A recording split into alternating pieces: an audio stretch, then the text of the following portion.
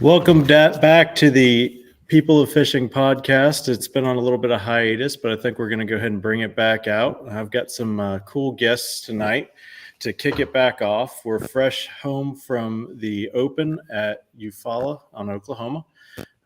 Way out there. We had us Florida guys had about 18 hours of driving, and some of us got a little bit longer trips.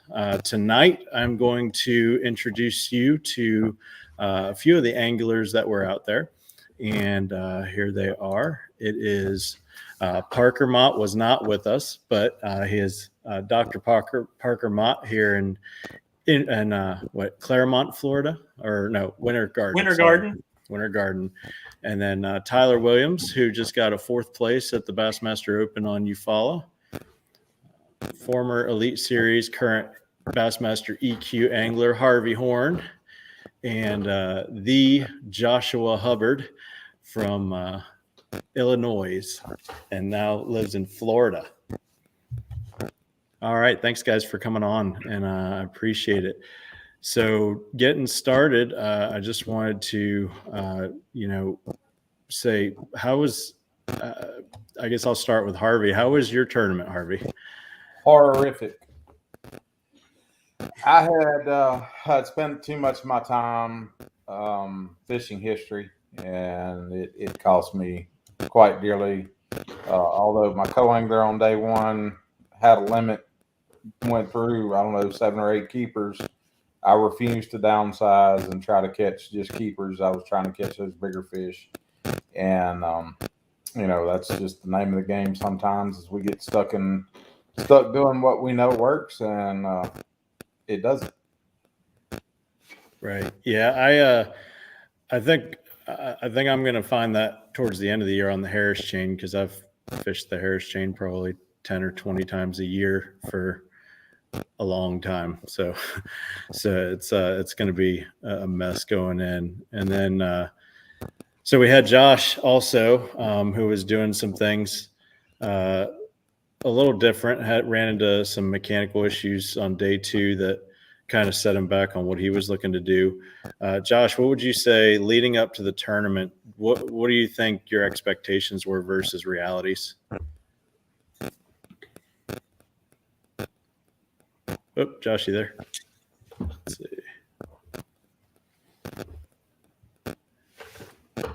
I don't know if he's muted.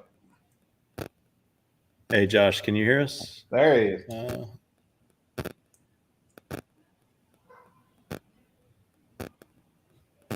I think we're having a little bit of technical difficulties. Yeah, I'm not sure. See, moving. Yeah. Now Tyler's froze. Tyler, man, good start, guys. I think Tyler has been in and out of service issues, so I'm not sure. He may have to log back in. Yeah. Go ahead and back him out. Josh, can you hear us? Oh no, he's off too. Yeah, I wonder if they're having signal issues.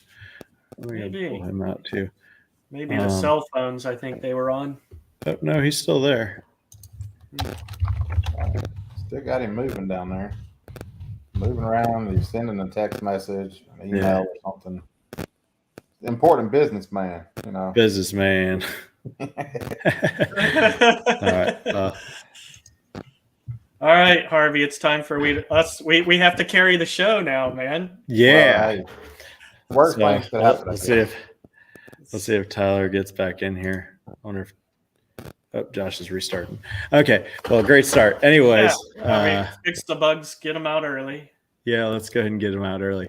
I don't know. On my side, I think in practice, it seemed like it was up and down and not very consistent, first couple of days. I think Harvey and I talked about it a little bit, and it was one of those deals where, we were both getting maybe a couple keepers a day at that point, and it was not really looking like you could really catch a lot of fish in one area. It was kind of like moving around, catch one here, catch one there.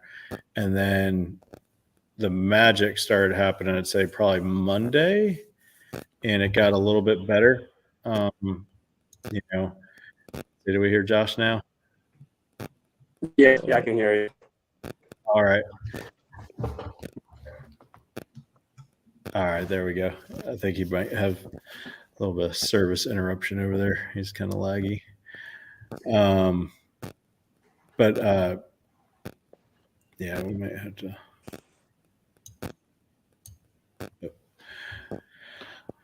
All right.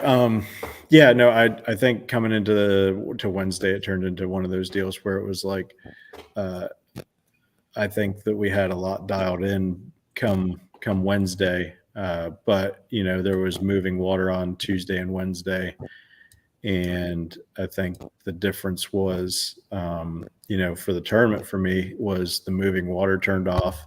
You had a ton of boat pressure all over the place.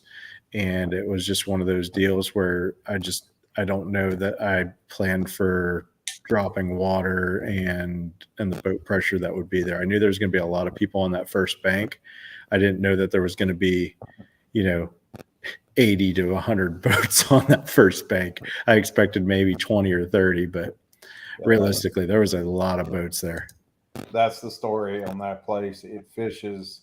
As big as that place is, it fishes entirely too small.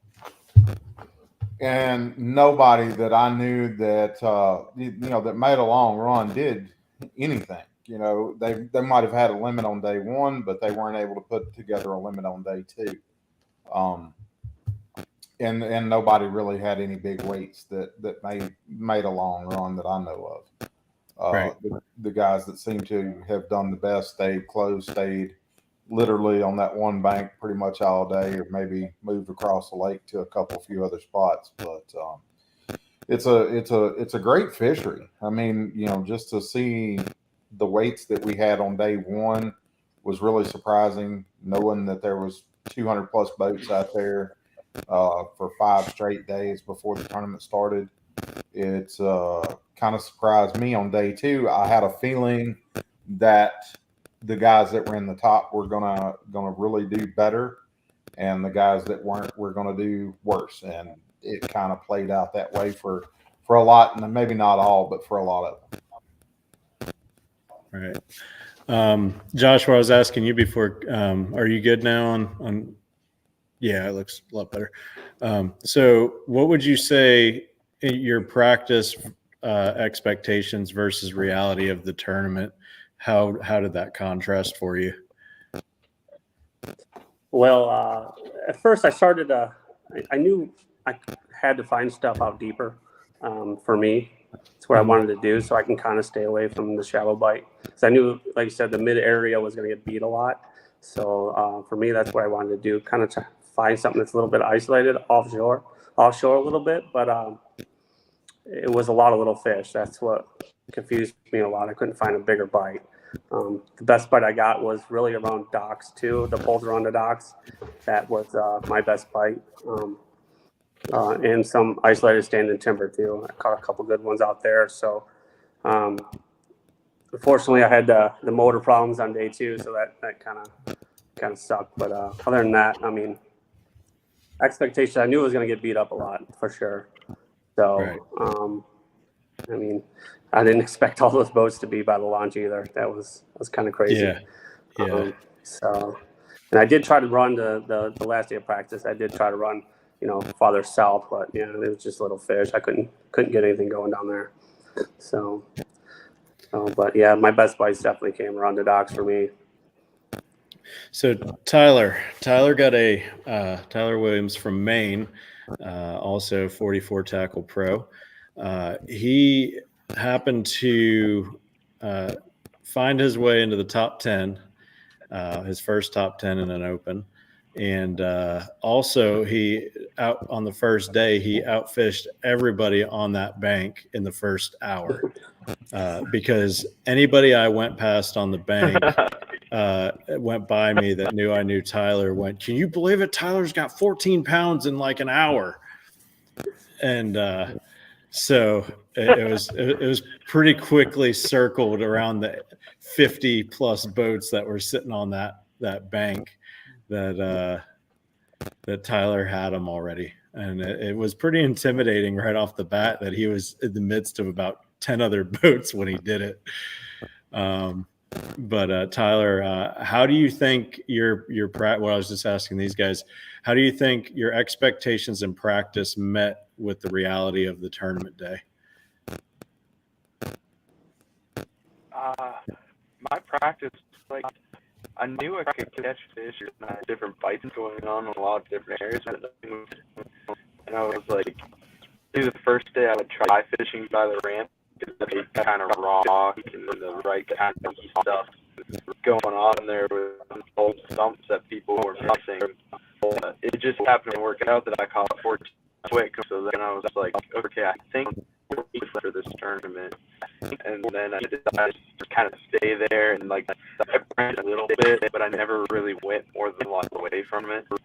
And then it just seemed like time where I caught a 4-pounder. And it was like one of those kind of deals.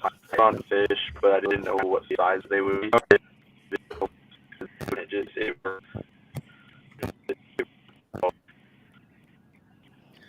Yeah, anybody watching, bear with Tyler. He is having some service issues at the campground in Oklahoma right now. He has. I had to go to the McDonald's. You're leeching the McDonald's Wi-Fi? But that's life on the road for you.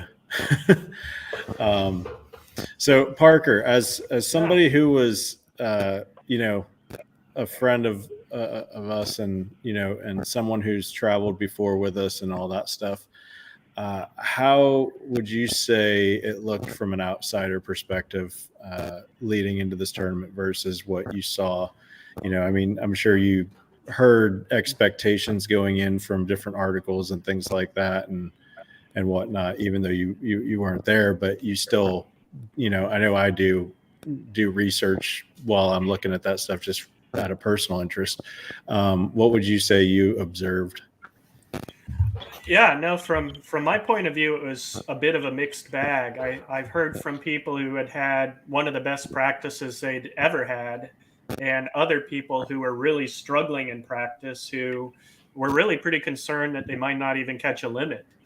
And I follow the bass tracks and keep up, and the early weights looked pretty small, so it looked like it may have been a bit of a shootout to start out with, and saw Tyler up there pretty quickly. He got his limit pretty quick, and going down the leaderboard, everybody seemed to have pretty tight weights, and thinking it was just going to be a 12 to 15 pound limit was going to be a grind to get out.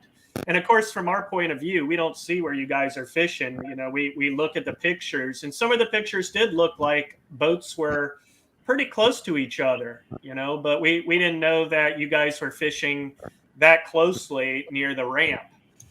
So it's kind of hard to judge in some ways. But we were all pretty proud of Tyler after day one there. It's pretty exciting to see him at the top. Yeah, I was, it's different for me out there than other competitors, just because I have a vested interest in everybody wearing our logo. So, for me, when I hear somebody is doing well, I'm excited for them regardless, because it's a win in my book, no matter what, as long as everybody's doing great. So, and that was like on day two, Tyler and I happened to hopscotch each other a bunch on day two in a lot of the same areas. And I kept running by him to check on him, make sure he was doing all right and not panicking and all that stuff, because he was talking to himself in his boat by the time I rolled up to him a couple of times. Yeah, I don't know if Tyler can hear us, but day two, we were all pretty nervous because he didn't report in the bass tracks. So, there was two mind frames. There was like, okay, he's not catching anything.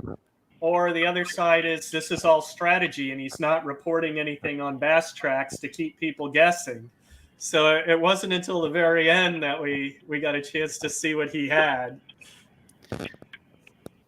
I can tell you that he wasn't fishing around boats as much the second day as the first day. The second day, there was maybe where we were, it was honestly me, him, and I think one other boat for like a couple hours, that there was really nobody in that whole like section of bank right there. I did feel really bad though, because after he pulled up, like about 10 minutes in, I ended up hooking almost a 4-pounder on the riprap, but that was not far. But it wasn't anything he was targeting, so I didn't feel that bad afterwards. But I, you know, I did try to, you know, key him into a little bit of help somewhere there to, you know, but. Yeah, no, the best we can go on is just looking at the pictures, you know, and I wish they had a drone shot of what it looked like that morning, like down that bank, because nobody would believe like how many actual boats were there. Why do you think that was? What is it, you know, from our outsider point of view? What was it about that part of the lake that was so unique that drew all the boats there? It's where the fish live. Yeah.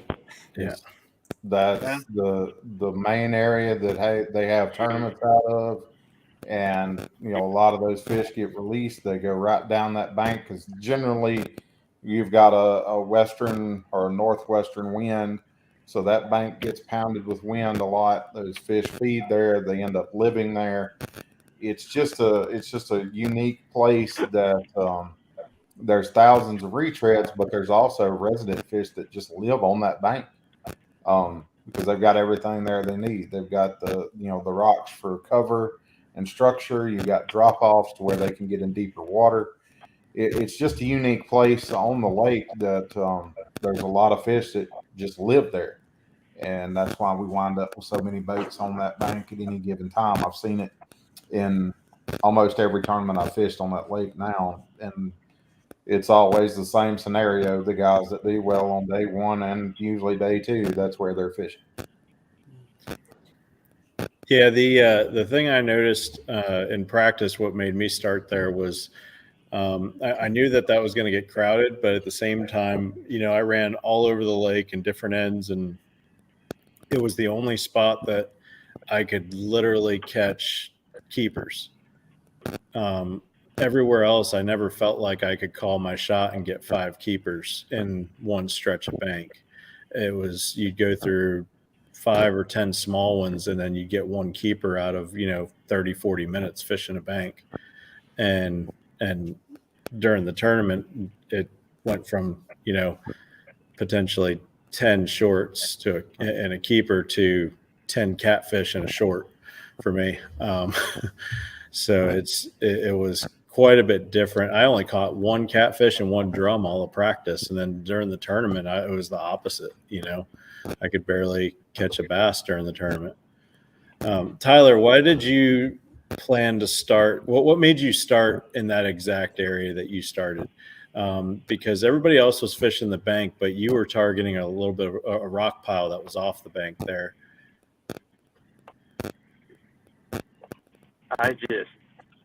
I don't know, whatever I could get to.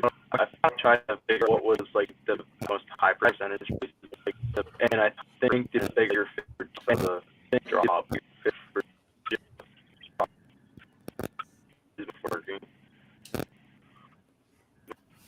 Right. Am I there?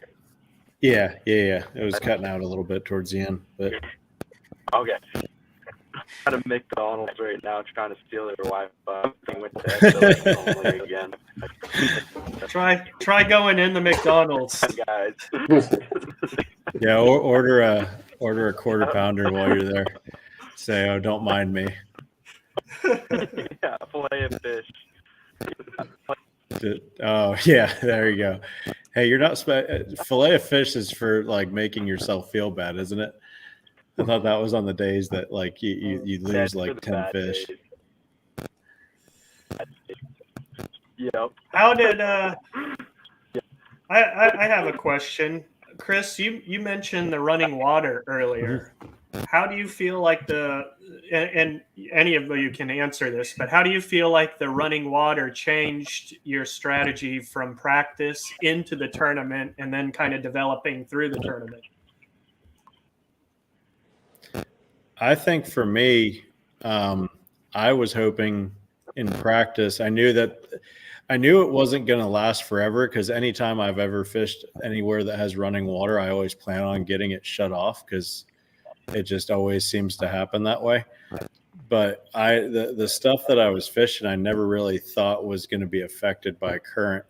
I thought that it would have been, I thought that I would have been able to at least get the bites I needed, because it was kind of more of eddies than currents or current areas. So I figured in eddies that the fish would be staged up more residential than keying into passing bait and trying to get out of a current and being in current breaks. So I figured they wouldn't move once they were already in the eddy. But the thing that I didn't take into account for that I noticed is there was far less bait there once the current was shut off. And so that's why they were stacked in those eddies real well, is because the current had the bait stacked in the eddies. And I think that cleaned out a lot of that bait, and then they kind of dispersed in the white bass. There's so many white bass in that lake that I think as soon as that bait got out in the middle, it was just game over for the white bass. They just, but day one, there was a lot of white bass schooling. Day two, I noticed there was far less white bass schooling on shad, and there was far less presence of shad at all in a lot of the areas I fished. And I don't know where they went or what happened, if it was just they went deep or what, but it just wasn't the same as day one even. And there was no current either day. So I don't know what the change was, if it was a sunny day versus a cloudy day or what, but it just wasn't the same for me. But The lack of wind is what I believe let those shad get out off the bank. Every day during practice that I saw the shad, they were either on the bank or very near to the bank. And with the lack of wind, they'll get out and get offshore quite a bit more. To me, it really it didn't help my bites, but it did help move the white bass away from the bank a lot more. And I don't know if some of the fish that I was actually catching went with those white bass, because I did catch a few more fish on day one. Two of the three keepers that I had came from further offshore than what I had been fishing. The water's still shallow, but I was offshore quite a bit more when I caught those. And that seemed to be the case, was the shad had pushed off the bank a little bit more and the white bass had moved with them. Mm-hmm. Yeah. Yeah, for me, the only reason why I didn't fish anything current is because I got a hook in my finger and I didn't want to catch another white bass. Yeah, so that's why I figured I'll go fish docks and find an isolated cover that's away from the current. So, for sure. I'm now 4 for 4 on taking treble hooks out of people. Wow. Mm-hmm. I pulled up to Josh and he was like white as a ghost and had a treble hook hanging out of the inside of his finger. It's always fun. Yeah, Always. so I stayed away from current from then on. Yeah. Yeah, I was paranoid about the white bass deal. I had so many. Man, I had that bass that pooped all over me and all over the boat. That was. I do wish I had pictures of that, because that was. I don't know how an 8-inch fish had that much feces in it, but it literally destroyed everything I was wearing, and it was all over my rod, all over my trolling motor pedal. Oh, man. It was. And all in the same time that I had a treble hook sticking in my finger and attached to the fish. And all I did was I hugged the fish so it stopped moving, and then it was just poop everywhere. Oh. But I didn't know that was a thing. But they were eating so much shad that they were just every fish. It didn't matter. It was everywhere in the boat. Was there any other patterns up there other than the shad? Or was that pretty much the primary thing everybody was fishing, was some form of a shad pattern? Well, don't- I mean, I for me, don't like I said, think I was flipping the docks a lot. Yeah. So, Yeah, that's probably I mean, more of a bluegill crawdad type bluegill, thing. right. I had a green pumpkin jig, exactly what I was looking for. Because there's a lot of shad, the shad fry up underneath these docks. So I figured there's a lot of bluegill there too. So that's how I figured, I'd start flipping the docks, and they were on there pretty good. So that's what I stuck with. According to the top 10 article, if anybody knows Tyler, his top baits he uses everywhere he goes was in that top 10 post. And a lot of people always wonder if those top 10 bait posts actually are what people are throwing. And I can assure you that's about the only thing that Tyler throws on a regular basis.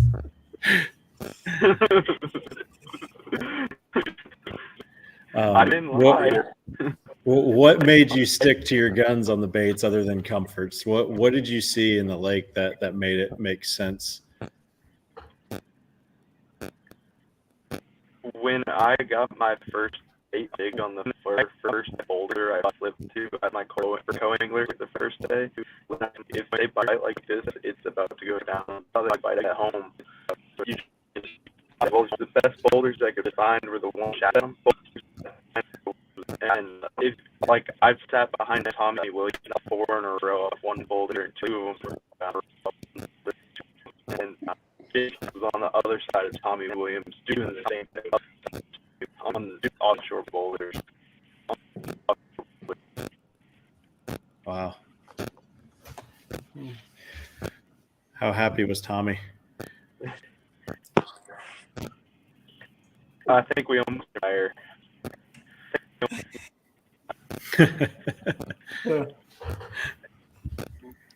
So let's see. Andrew Pulliam says, "Are those stumps similar to Russo or Rodman? I'm hoping to make the BFL regional at Eufaula." So I think that Eufaula is in Alabama. We fished that earlier in the year. I'd be surprised if there'd be a BFL regional for Florida. I don't know about the Florida guys, but I know the local guys. To me, that's where they're going is Oklahoma. Is it really? Yeah. Now, I don't know. Now, regional seems awful far for somebody from Florida to go. Yeah, I think it's. I want to say it's the Alabama Eufaula. But yeah, there, we probably should have clarified that. Yeah. That's actually. I would say compared to Russo, that Eufaula is not really close to Russo. I would say Or Rodman. Or Rodman. I've been on Rodman. And there's far less. There's not really tree fields or stump fields. It's just standing timber outside the creeks, I would say. Yeah, and it's not dense. Yeah, the only dense area I would say is where everybody runs over on the way to the bridge. Mm-hmm. Yeah, and that's just scattered stuff. That's not even standing timber. Right. But you have tornado debris out there that's been there for a while. And once you go south of the bridges on the eastern side, there is some standing timber about halfway down the lake on the eastern side. But that lake is nothing like where we just came from at all. Mm-hmm. Yeah, no, that's so. For anybody watching, Eufaula, Oklahoma is essentially it's a flooded reservoir, right? And it's only got one out to it. It's not midstream or anything like that. Like there's not multiple dams that feed into it. It's just holding water, and then they release it as need be. But it's not something that pushes and pulls. It just pulls current as far as when they drain it.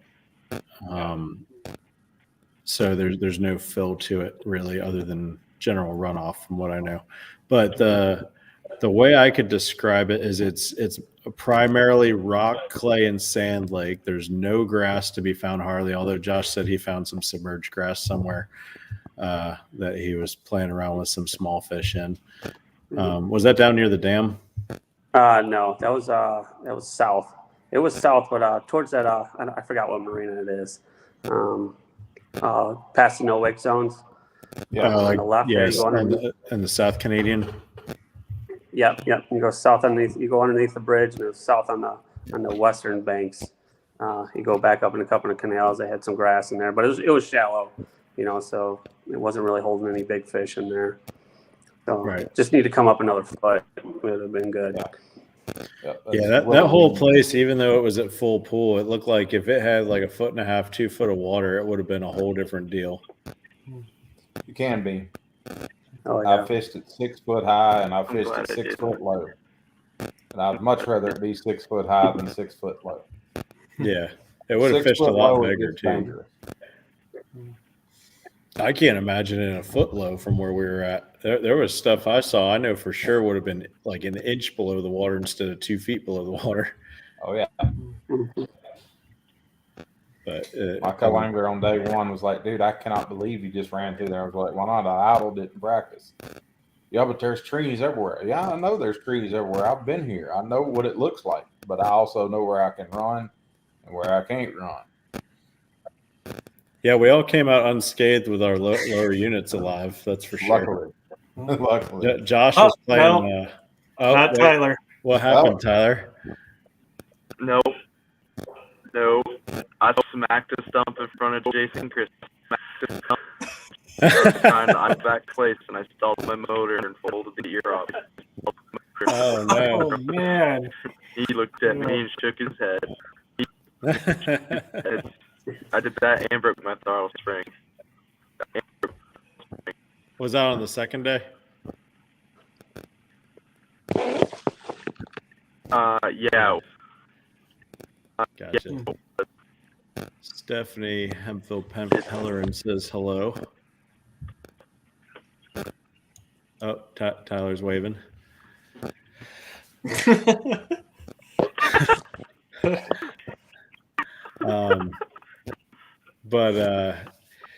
Yeah, I don't know. Josh played bumper boats with some rocks on the regular basis. He's like, I keep hitting stuff. Yeah. Yeah, that was fun. I have a question. I have a question about the crowds. Mm-hmm. And this is the second tournament where there's been a big crowd of boats around.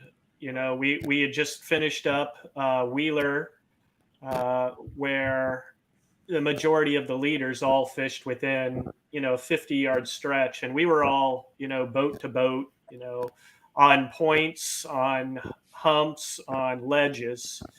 And then I hear from this tournament that boats were packed in even tighter in those areas. What's everybody's opinion on that? Do you guys jump into those community places and just get in with those boats, or do you feel more comfortable with kind of breaking those patterns and going out and finding your own? We'll start I, with for Tyler. one, I actually absolutely hate it. I don't mind being close enough that I can actually talk to somebody, but when you're 10, 15 yards away, whether it's a mutual agreement deal or whether it's just because of that's where the fish are, I do not like it at all. I don't want to be, I don't mind being close enough to somebody, like I said, that I can talk to them. 40, 50 yards, I can handle that, but anything closer than that, I'm out. I just got to go. And day two, I did pull up on the bank and fished for maybe 5 minutes. I talked to Dustin DeMarion, and literally as I'm cranking up to leave, Matt Pangrack pulls right in where I'm leaving from and was like, I'm going to go right there. Good. You can have it, because I'm going all the way up the lake somewhere because I can't stand this mess. Mm-hmm. Yeah, I don't know. Tyler, what was your thoughts on that question?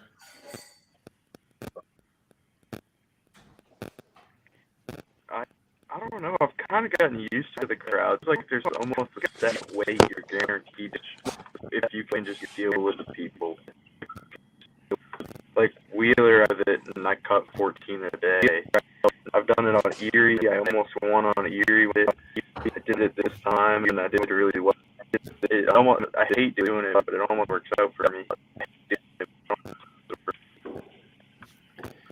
I think, for me, I only did it because, it was just one of those deals. And usually I like to go as far away. Like Wheeler, I went as far away as possible and still found fish. I had enough fish to cut a check there.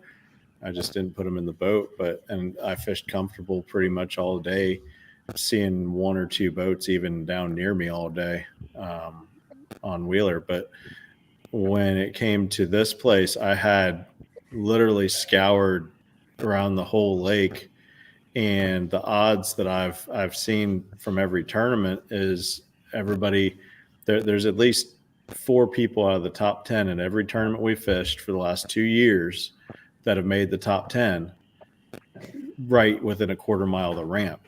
And so I wanted to try to figure that out this time. And I guess it was like the wrong time to figure that out because everybody else kind of ditched their plan A for that same deal. And I don't know if I think there was a lot of people based on what I saw the first day and what Tyler, I think, saw too, because we talked about 10, 11 o'clock that day. I think a lot of people were just trying to use it as a limit spot to just go grab their limit real quick. And then they were going to go fish their stuff and come back right before weigh-in. Because I'd say about 9 o'clock, it started clearing out really heavy. We launched at 6, and I think that, it was probably about 7 o'clock. It started to peter off. And then all of a sudden it was like 9 o'clock. There was maybe 15 boats. Now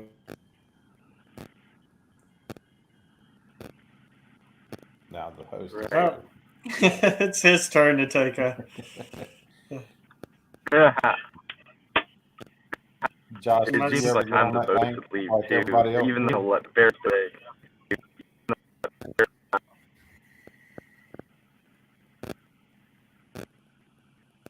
Yeah, Chris is. He may be having some bad weather where he's at.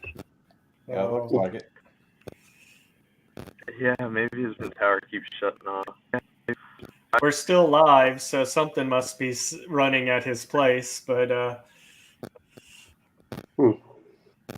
Josh, what did you do with the crowds? I wonder what he mean, is that something that you jump into, or do you tend to run away from it? No, I run away from it for sure. Yeah, it's just added anxiety that I don't want.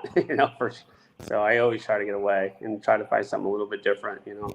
That's just. And it's kind of weird. When I grew up in Illinois, all of our lakes are kind of small, so everyone's on top of each other, and it's just now when I'm fishing bigger reservoirs, I figured you have enough room to get away, and just feel more comfortable. But I don't think it's not working out to my advantage. So.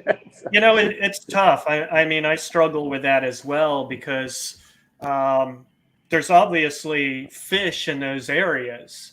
And you come into weigh-in and you see a couple of your friends who are in that big group, and they've done well, and you question, well, should I have gotten into that community hole and gotten into all of that mess? But you also hear the stories of people not getting along so well. We're all friends until they start calling boat numbers. And, that's. I feel, for me, I just want to get away, and kind of, I slow down better, and I fish by, away from people. I can pick things apart. I have that anxiety when I'm around people that I kind of speed up and this, it seems like I fumble a little bit more when I do that. There he is. Well, of course, the storm passed like a half an hour ago. Now the power just decides to go out randomly.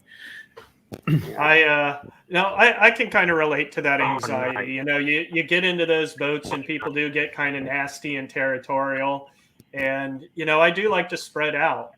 So sometimes, and being from Florida, we a lot of times we're drunk fishermen. We go looking for one specific tree or one specific something. So I can spread out to the lake, and sometimes the patterns are I'm going to hit this tree, this grass patch, this boulder, where I don't have to just stay in a concentrated area. And sometimes that works for me, and sometimes it really doesn't. But it is that choice. There's a level of being deflated, I think, when day one, you shoot across the lake and you're going toward your spot, you come off plane, and there's 4 or 5 other boats on your spot, and you're like, gosh, how did, and I think everybody has a little bit of that anxiety, and, in relief, you get to your spot first thing in the morning, and you're the only boat there. And you're like, oh, all right, I've got it to myself. Right. And then you're like, wait a second, why am I the only boat here? Where's all the other boats? There's no other boat for miles. Yeah. Yep. Yeah. What I was saying is I think I've got to the point now where with the way things have become, it's almost more, and I hate to say it this way, but when you're in a competitive level like that, we've become more about where can I catch that fish than I'm just going fishing anymore. It's not the hobby or the sport that we grew up fishing. And I don't even think it's like ethics related anymore. It's literally a high percentage strategy to say, just like Tyler said, with Tommy Williams, he was, he saw a boulder near Tommy's boat that he was fishing, or not near Tommy's boat, but, around. He went fished that boulder, then went to the other side and fished another boulder and caught fish on both sides. And Tommy's looking at him both ways while he's catching fish. And it's like, when you've got that many boats in the field, is somebody locking down, a 200-yard stretch ethics wise worth you not catching that fish if your end goal is to, cash a check? I realize morally it sounds terrible, but, when there's $50,000 in an Elite Series berth on the line and we're all making calculated decisions, I guess somebody getting upset at you is just part of it.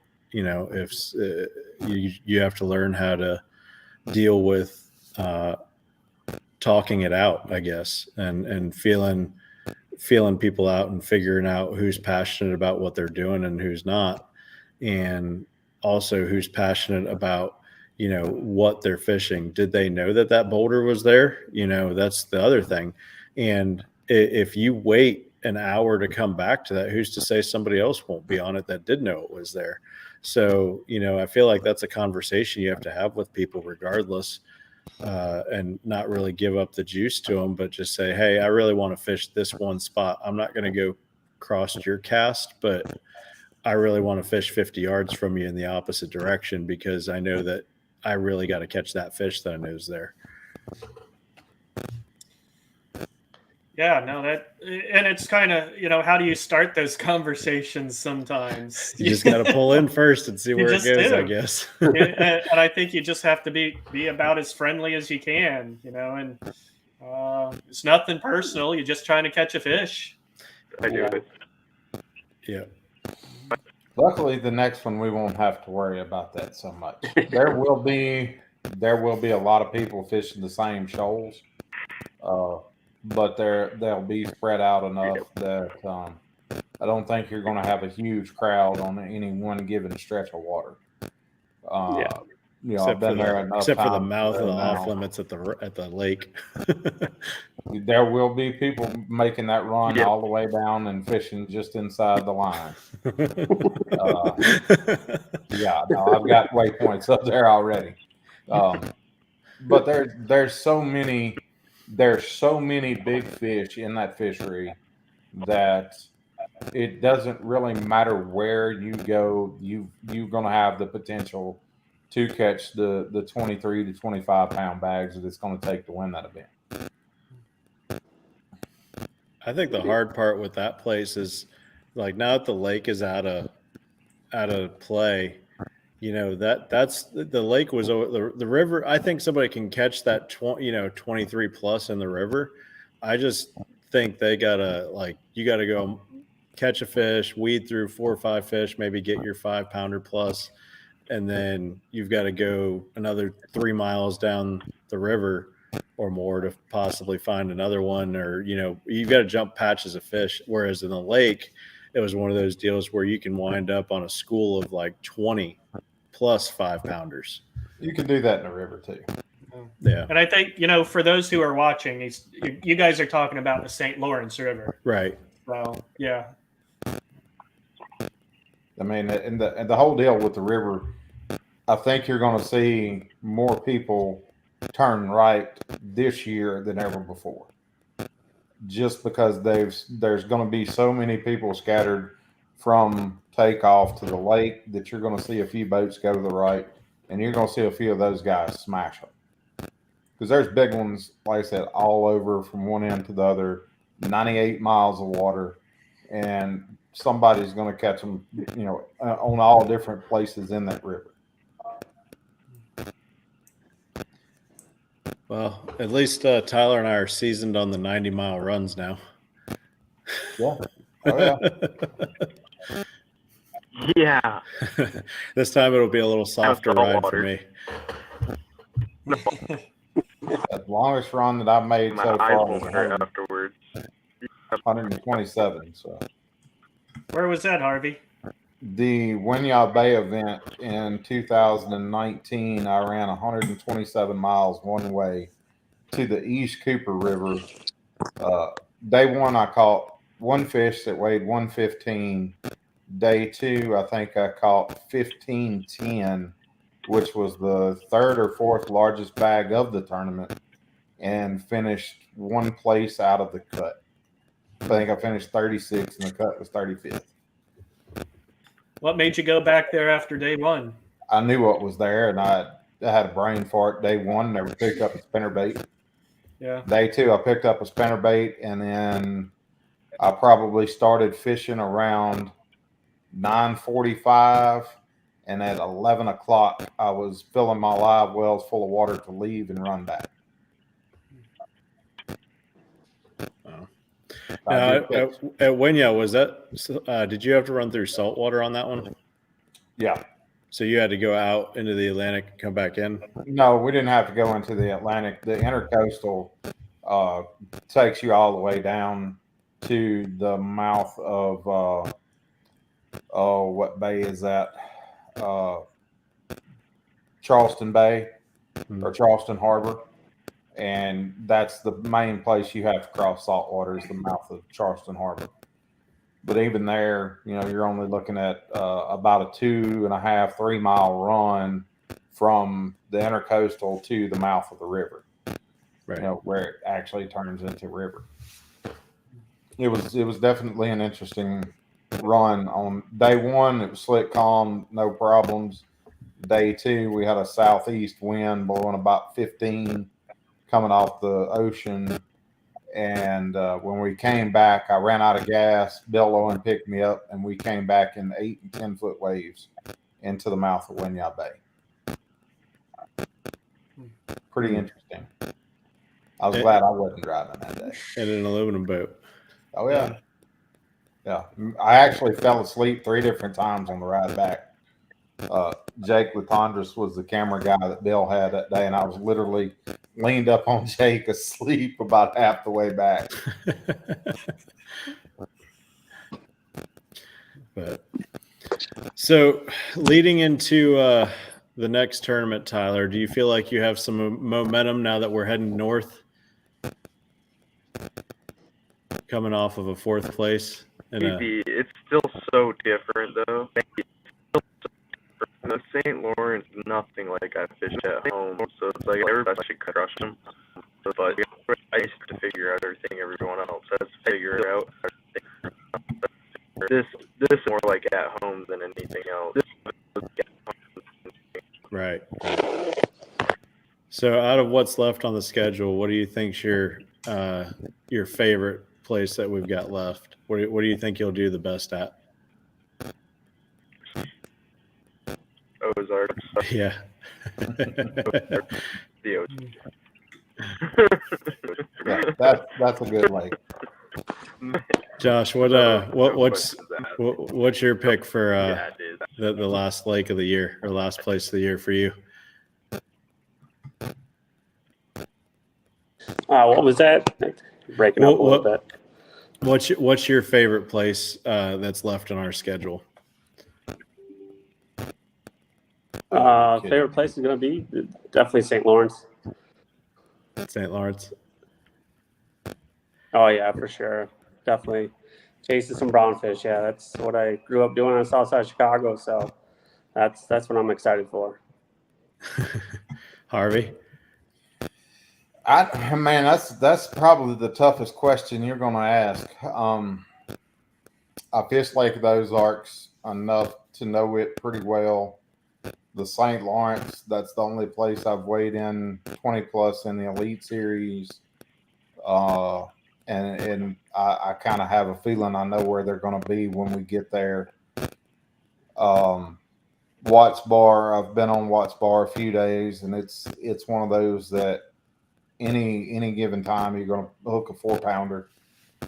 So really, the only one that I don't feel comfortable or wouldn't really say is something I'm excited about, so to speak, is coming down to your house. I mean, that's just because I've never been there. I don't know how it's going to feel. Oh, that's right. You've never been to the Harris Chain. You Harris. didn't fish that year. I did not. I fished Toho, been all up and down the Kiss it fairly well.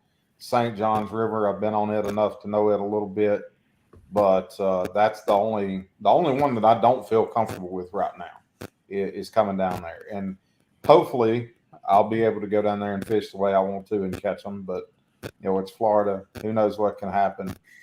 I don't even have any idea what the bite will be that time of year. I don't know if it's going to be still more summertime pattern or maybe even early part of fall. So we'll just have to wait and see how that plays out. St. Lawrence, if you don't get excited about going to that place, something's wrong with you as a bass fisherman. Mm-hmm. Because, giant smallmouth, river current, man, it's just, it's a whole different planet than anywhere else. It doesn't fish like anywhere else that I've been so far. And just to know that anytime you set the hook, it's liable to be, a 4 to 6 pound smallmouth, maybe even a 7. It's just one of those phenomenal places that you can literally go there and fish so many different ways and still catch giant smallies.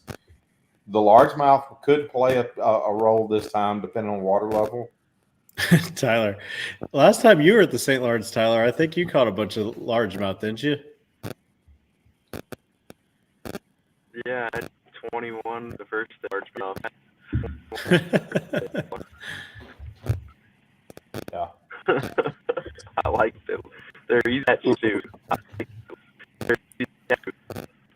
Josh shaking his head. No. The thing is, We're in smallmouth territory. We're catching smallmouth.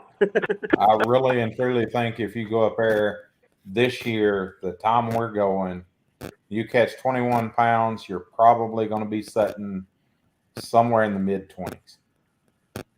That's just how good it's going to be. Yeah. 20 pounds, you're going to be setting If it, high 20s, low 30s. And if everybody don't have a limit, something's wrong. Your boat broke down and you didn't put it in the water. Tyler doesn't have to worry about almost sinking his boat as much this year. Chris, which one are you looking forward to the most from here on out? I'm on board with the St. Lawrence because I last time we were there, I had every bit of a shot at weighing in 24 pounds of bass and smallmouth alone, and it was the most fun you can have with your pants on, as they say. But it was really one of those events that it opened my eyes to smallmouth fishing a lot because, it was one of those deals where going into practice, I'm like, everybody says this place is Disneyland, and I was really struggling the first 2 days of practice to get my bearings. And then I had a little help from a Canadian friend that kind of just told me a little bit of technique stuff that really changed my life. And that place is probably one of the most fun places I could go fish regardless. Anytime you go to a place where you're throwing 3-pound smallmouth back and you're just like, oh, I caught another dink. It's just crazy. We go to Tennessee and catch a 3-pound smallmouth. We're doing a happy dance, but you go up there, you're like, oh yeah, another smallmouth. But obviously, I'm happy to have a tournament at home where I can sleep in my own bed too. There's something nice about sleeping in your own bed at a tournament. Yeah, I was going to say, everyone out there is like 44 tackle is close to Harris chain. What do you think about that? Yeah, we're all New York. No, no, it's my, it's one of my favorite lakes to fish in Florida, but at the same time, we fish it so much throughout the year. It's, I have a love-hate relationship with it tournament wise. I like to go fun fish there, but tournament wise, it always burns me. And it's just a typical Florida lake in that fashion where you can really think you've got something figured out and you really don't know anything about what you're doing come tournament day sometimes. I find that I enjoy fishing away from Florida a lot because there's a level of pressure that's on you when you fish those home lakes. You have your friends here, you have your family here, everybody's looking. Plus, just in your mind, a lot of times you do go out fishing history. Yep. Versus fishing it with a clear mind. And so it's a different type of fishing when you have to fish at home. Yeah, I like the part that I could actually go to pre-practice a little bit, and we've got our state championship there, so before cutoff, so that'll be nice. Yeah. And then so I'll have a good pre-practice there, and then I don't know. I feel like it's one of those places that we'll do well there, and I'm trying to orchestrate some stuff for when everybody comes to town to try to do. We're still working on that kind of stuff, but I think it'll be a fun time for everybody coming to town anyways. And then I think the overall expectation for me at the open there is just to live. Just go fishing. Yeah, it's it's the last one of the year. All I got to do is make the classic. At this point, I'm out of the Elite Series race, so it's classic or nothing from here on out. So 0 or hero. I can't worry about where I end up. I just need to shoot for top 10s the rest of the year and get paid and go to the classic. So that's the outlook from here on out. But I have said all year long that the tournament, I told Harvey he could win any tournament throughout the year, and I told Tyler he could win any tournament out the year. I was going to win the St. Lawrence. So. Yeah. I just wanted to be from Florida and win the furthest from Florida lake. That's all I want to do. I don't think Mayor Tyler, either one, will mind you coming in second. Not even a little bit. But I wouldn't mind. I mean, technically, I wouldn't mind coming in second either way because a top 10's a top 10 for me. Yeah. After the year I've had, so I'd be happy with both, it. So how does it feel to cut a top 10 now, Tyler? After coming very close on Hartwell. I don't know. What's funny is I think more excited on Hartwell than I was for this. It's kind of weird. It's a weird because it's like worried about the points now. So I'm just like, I don't know where I finished. I just need to like stay in the points. Yep. Well, you did a good job. You're 19th in points now, and the math on that says you need to make up 60 points, right? Is that what you figured? I closed the gap. It was 100. Right. So on the guys in the top 10, you got to pretty much, get another 10, 20 points a tournament on them leading up to that. So one more top 10, you got it. It's going to be tricky. It's doable, man.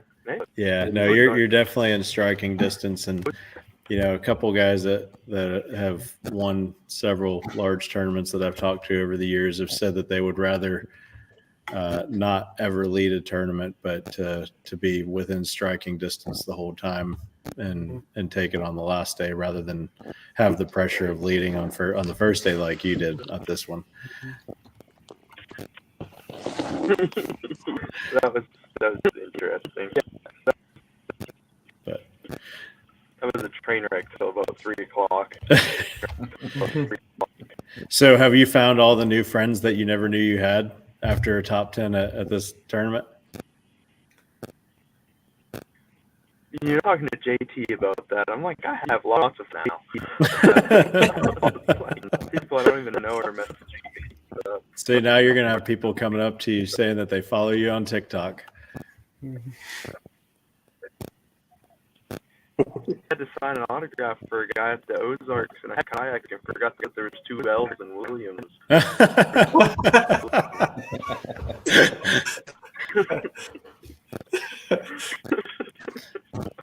You'll get used to it. Don't worry. That and Tyler regularly gets mistaken for Brandon Polinick because he's rocking the rigid wrap this year. Yeah. Till he gets out of the truck and they go, That happens a lot. Yeah, I don't look Brandon. Can you guys hear me? Quite Yeah. the opposite. Yeah. Keep losing service. Great state of Florida. But all right, well, I appreciate you guys getting on tonight. The People of Fishing podcast is back and will be better than ever. Hopefully, better than tonight. We started at the bottom, and we'll move it back because technical difficulties always plague us on new things. But of course, my power went out, and had service issues and everything else. We'll clean that up a little bit. But once again, I appreciate you guys all hanging out tonight. And we really can't wait to see what the rest of the season looks like for you guys. Yes, sir. Absolutely. Thanks. All right. And let me go ahead and sign on out of here and tell everybody my goodbyes. Dang, Josh was quick to get out. I know he was. He's having service issues too. He keeps losing. Yeah. But Ran away. But thanks, guys. Anybody who watched, this is the People of Fishing podcast, available on this episode. Probably will not go up due to the technical issues we had, but it'll go, on YouTube, Facebook, as well as iTunes and Spotify. The audio versions will be on there. And from going forward, we're going to try to do this once every Monday night. I'm going to try to make it regular, whether I'm on the road or not. I've got the ability to do that now. And I wanted to make sure that we brought this back because I really do have a lot of people in the industry that I talk to and a lot of really cool guys that I'd really like to introduce you guys to. And not really from a news standpoint, but I really want to introduce you to who they are and what their personalities are like, because that's something that doesn't really come across on camera typically during a tournament. And so that's what we're going to do with this podcast. And now it'll be live, so you'll really get to see it unfiltered and genuine. And I can't wait to see what the rest of the season looks like. But I want to take a moment to thank all of my sponsors that make all this happen. First and foremost, Discover Crystal River, Citrus County Tourism. If you've ever come to Florida, anywhere in our area, be sure to visit Citrus County. We have great fishing, saltwater, freshwater. We've got great golf courses, all of the above. It's a place that I've been born and raised, and I really do love it here. And I've grown a family here. I own a business here, and it's one of those things that I really, really love about this area is how tight our community is. And we have everything you could ever want to do, manatee tours and boat rentals and airboat tours and fishing charters, deep sea fishing charters, everything you can think of. And then, Z-Man fishing products, they've been great this year. 44 Tackle is my business. Popka Marine, Skeeter Boats, AFCO, Empowers Construction. I wouldn't be able to do any of this without everybody. So please, check in with those businesses, and those guys are the ones that support me. So please support them. I really appreciate everybody tuning in, and we'll see you next Monday, 8 o'clock Eastern, 7 o'clock Central. Thanks a lot.